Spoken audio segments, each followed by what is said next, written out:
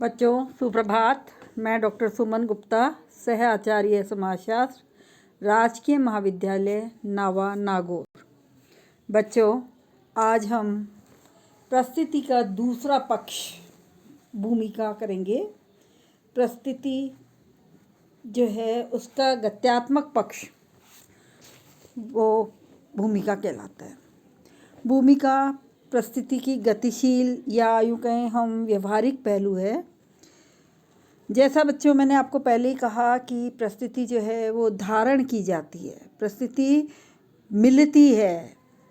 जब हमने ये दो परिस्थितियों की बात की थी, एक प्रदत्त परिस्थिति जो बच्चे को जन्म के साथ ही मिल जाती है और दूसरी अर्जित परिस्थिति जो व्यक्ति अपनी इच्छा से अपनी योग्यता और क्षमताओं के आधार पर प्राप्त करता है। तो इसलिए हम ये कह रहे हैं कि परिस्थिति धारण की जाती है जबकि भूमिका का निर्वाह किया जाता है। मतलब एक व्यक्ति जब परिस्थिति धारण करता है तो समूह या समाज के सदस्य उससे उस परिस्थिति के अनुरूप व्यवहार करने की अपेक्षा करते हैं।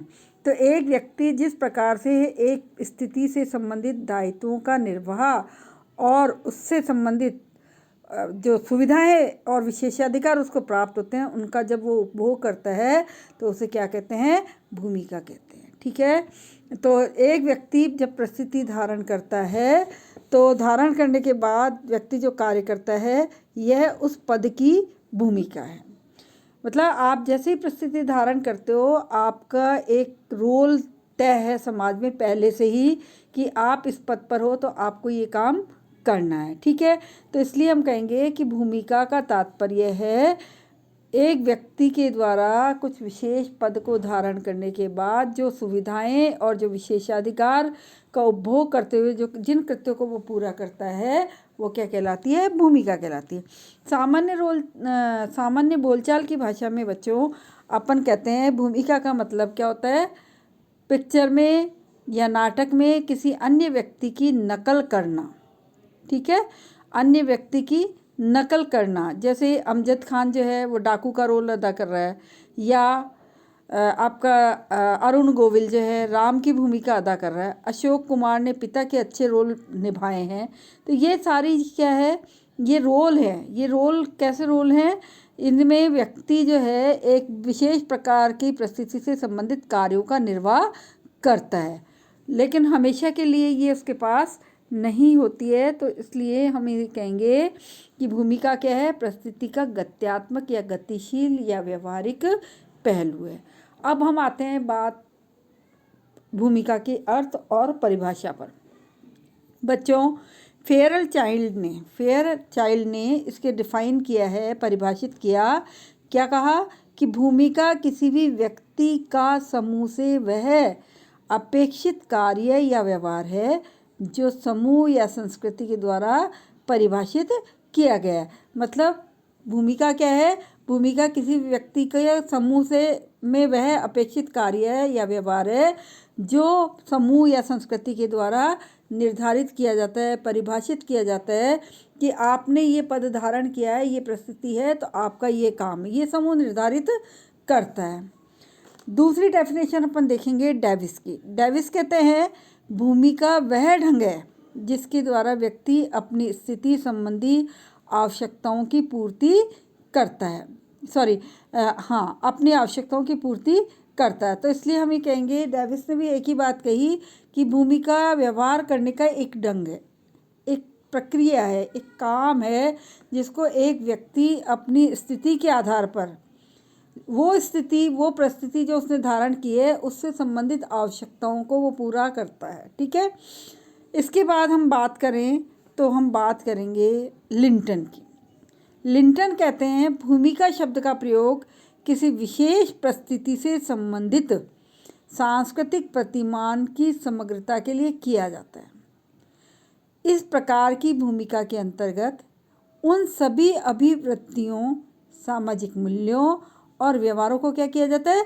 सम्मिलित किया जाता है जो किसी विशेष परिस्थिति से संबंधित व्यक्ति को समाज द्वारा प्रदान किए जाते हैं। तो इसका मतलब क्या हो गया? भूमिका प्रदान की जाती है उसका निर्वहन किया जाता है। ठीक है, जबकि अपन ने क्या कहा, परिस्थिति क्या होती है, एक व्यक्ति धारण करता है और परिस्थिति जो धारण करता है, समूह उस परिस्थिति के अनुरूप क्या करता है, कार्यों का निर्धारण करता है और व्यक्ति उन कार्यों को क्या करता है, निर्वाह करता है। वो क्या कहलाती है, भूमिका कहलाती है। तो बच्चों ऐसे बहुत सारी डेफिनेशन है, पर हम 3 डेफिनेशन की ही बात करेंगे। इसके बाद हम बात करते हैं कुल मिलाकर इन परिभाषाओं के आधार पर एक परिस्थिति धारण करने के कारण समाज जिस प्रकार के कार्यों की व्यक्ति से अपेक्षा करता है, वही क्या कहलाती है, भूमिका कहलाती है। भूमिका परिस्थिति का व्यवहारात्मक एवं गत्यात्मक पहलू है, अर्थात एक व्यक्ति अपनी परिस्थिति से संबंधित भूमिका का निर्वाह करता है और ये इस बात पर निर्भर करता है कि जैसे वह अपने कर्तव्यों के प्रति जागरूक है, वह अपने दायित्व निर्वाह करने के लिए कितना कठिन परिश्रम करता है, उसमें कर्तव्य निष्ठा कितनी है, वह समाज के आदर्श नियमों के प्रति कितना सजग है और कितना कटिबद्ध है उन कार्यों को उस ढंग से पूरा करने के लिए। ये क्या है, ये हम कहेंगे कि आदर्श नियमों के प्रति कितना सजग और एक साथ कितनी भूमिकाओं का निर्वाह वो करता है। ठीक है, अधिक क्षमता एवं अनुभव रखने वाला व्यक्ति अपनी भूमिका का निर्वाह क्या करता है, अच्छी तरह से करता है। और इसके साथ ही हम ये भी कहेंगे कि आनुवांशिकता भी व्यक्ति की भूमिका निर्वाह की क्षमता को क्या करती है, प्रभावित करती है, क्योंकि कुछ गुण व्यक्ति को वंशानुगत प्राप्त हो जाते हैं, जो जातिगत भी हो सकते हैं और सेक्स वाइज भी हो सकते हैं। तो कोई भी व्यक्ति किसी पद पर कब तक रहेगा, ये इस बात पर निर्भर करता है कि वह अपनी भूमिका का पालन कितनी कुशलतापूर्वक करता है। अर्थात इसका मतलब क्या हुआ कि एक व्यक्ति जब जो पद धारण करता है उसके अनुरूप अपेक्षित भूमिकाओं का निर्वाह सजगता के साथ करता है, तो वह व्यक्ति उतने ही ज़्यादा दिनों तक उस पद पर रह सकता है। ठीक है, अब बात आती है इन परिभाषाओं के आधार पर भूमिका की विशेषताओं की।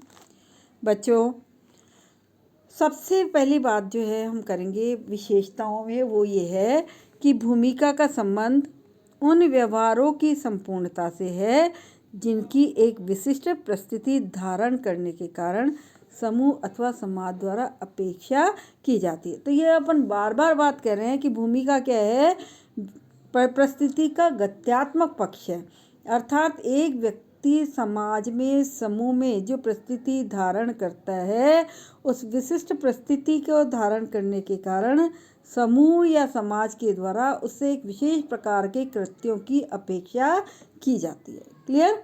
नेक्स्ट है भूमिका का निर्धारण संस्कृति एवं सामाजिक मानदंडों के आधार पर होता है। बच्चों, ये बात भी आपको ध्यान रखनी पड़ेगी कि अलग अलग समाजों की संस्कृति अलग होती है, अलग अलग समाजों का भौगोलिक पर्यावरण अलग होता है, इसलिए उस समूह के, उस समाज के और उस समय के सामाजिक मानदंड और उस समय की संस्कृति अलग होती है। इसलिए सामाजिक मानदंड जो है, सामाजिक मानदंडों के आधार पर क्या होती है, भूमिका तय की जाती है कि एक समाज में किस तरह के सामाजिक मानदंड है, किस तरह की कल्चर है, उसके आधार पर उसको भूमिका निर्वाह करनी होती है। जैसे अपने समाजों में अगर हम देखें तो पितृसत्तात्मक समाज है, इसलिए पुरुष प्रधान समाज है और पुरुष प्रधान समाज होने के कारण बेसिकली हम ये मानकर चलते हैं कि पुरुष का दायित्व क्या है, परिवार को चलाना, उसके लिए रोजी रोटी कमाना, उसके खर्चे करना, बच्चों की आवश्यकताओं की पूर्ति करना, सामाजिक दायित्वों का निर्वाह करना, ये सब हम उससे अपेक्षा करते हैं। अब कौन कितना कर पाता है ये एक अलग बात है, लेकिन समूह ये अपेक्षा करता है। जहाँ जहाँ पितृसत्तात्मक समाज है वहाँ पर पुरुष को महत्वपूर्ण दायित्वों का निर्वाह करना होता है।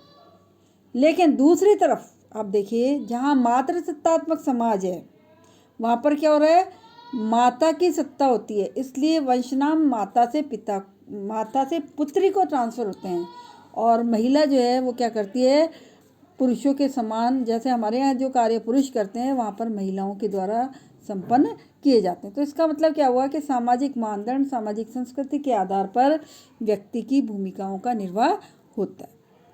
नेक्स्ट है, समाज में कोई भी भूमिका अकेली या एक पक्षीय नहीं होती है। जैसे हम बोलते हैं ना, एक हाथ से ताली नहीं बजती, ठीक उसी तरह से परिस्थिति जो है, समाज में जो भूमिका है वो अकेली या एक पक्षीय नहीं होती है, अर्थात वह सदैव दूसरी परिस्थिति या भूमिकाओं के संदर्भ में ही निभाई जाती है।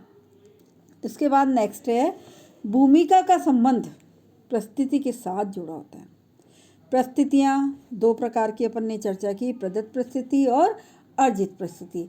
अतः भूमिकाएं भी क्या होती है, प्रदत्त और अर्जित। कुछ भूमिकाएं जन्म से ही मिल जाती हैं और कुछ भूमिकाएं व्यक्ति अब जब पद प्राप्त करता है तो उसके साथ साथ भूमिकाओं को भी वो क्या करता है, अर्जित करता है। नेक्स्ट है, भूमिका गतिशील और परिवर्तनशील है। बच्चों, एक ही भूमिका आप देखते हो अलग अलग लोगों के द्वारा निभाई जाती है, लेकिन विभिन्न समय एवं संस्कृतियों में अलग अलग प्रकार से निभाई जाती है।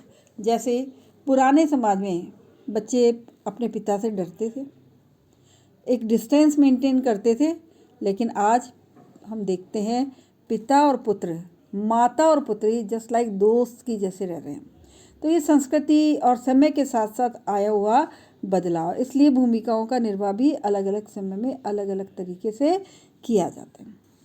नेक्स्ट है, व्यक्ति समाज में अनेक भूमिकाएं निभाता है, किंतु किसी एक भूमिका के कारण वह समाज में जाना जाता है और ये उसकी मुख्य भूमिका कहलाती। अन्य छोटी मोटी भूमिकाओं को तो आम आदमी निभाता ही निभाता है, सामान्य भूमिकाएं कहते हैं, लेकिन एक व्यक्ति समाज में एक विशिष्ट भूमिका का निर्वाह करता है जो अलग अलग होती है। जैसे एक व्यक्ति अच्छा ऑफिसर है, लेकिन अच्छा पिता हो, अच्छा पति हो, या अच्छा भाई हो, अच्छा बेटा हो, ये हम उसके लिए उससे तुलना नहीं कर सकते हैं।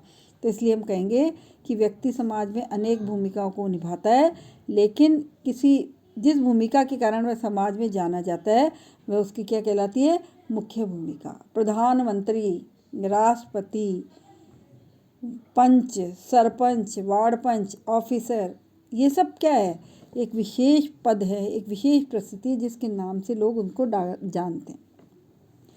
फिर इसके बाद नेक्स्ट है, अलग अलग भूमिकाओं का निर्वाह करने के लिए भिन्न भिन्न प्रकार का व्यवहार किया जाता है। सभी भूमिकाओं का निर्वाह एक ही प्रकार के व्यवहार के द्वारा नहीं किया जाता है।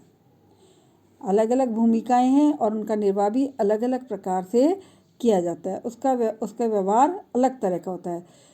नेक्स्ट और अंतिम विशेषता है, प्रत्येक भूमिका के साथ कुछ न कुछ अधिकार और सुविधाएं जुड़ी होती है। बच्चों, ये तो आप समझ ही गए होंगे कि भूमिका जो है उसके साथ कुछ अधिकार और कुछ दायित्व साथ साथ होते हैं, और अधिकारों के साथ कुछ सुविधाएं दी जाती हैं जिनका उपभोग वो जब तक वो भूमिका धारण करता है तब तक कर सकता है, उसके बाद वो सुविधाएं, वो अधिकार उससे ले लिए जाते हैं। क्लियर? नेक्स्ट और लास्ट में हम बात करेंगे अब नई। रॉबर्ट मर्टन ने भूमिका एवं परिस्थिति से संबंधित 3 अवधारणाओं की चर्चा की है, और ये 3 अवधारणाएं बच्चों आपको कह सकते हैं हम कि जो छोटे 2 नंबर के प्रश्न आएंगे उसमें भी पूछी जा सकती है, 2 लाइन में आंसर दीजिए, है ना, इस तरह से। तो इसलिए आपको इनको भी तैयार करना है। तो अभी मर्टन आपसे पूछा जा सकता है, रॉबर्ट मर्टन ने भूमिका एवं परिस्थिति से संबंधित कितनी अवधारणाएं दी हैं? तो 3 अवधारणाओं की। उनके नाम लिखिए तो आपको पता होना चाहिए, भूमिका प्रतिमान, परिस्थिति प्रतिमान और परिस्थिति श्रृंखला। ठीक है, तो हम पहले बात करते हैं भूमिका प्रतिमान क्या है।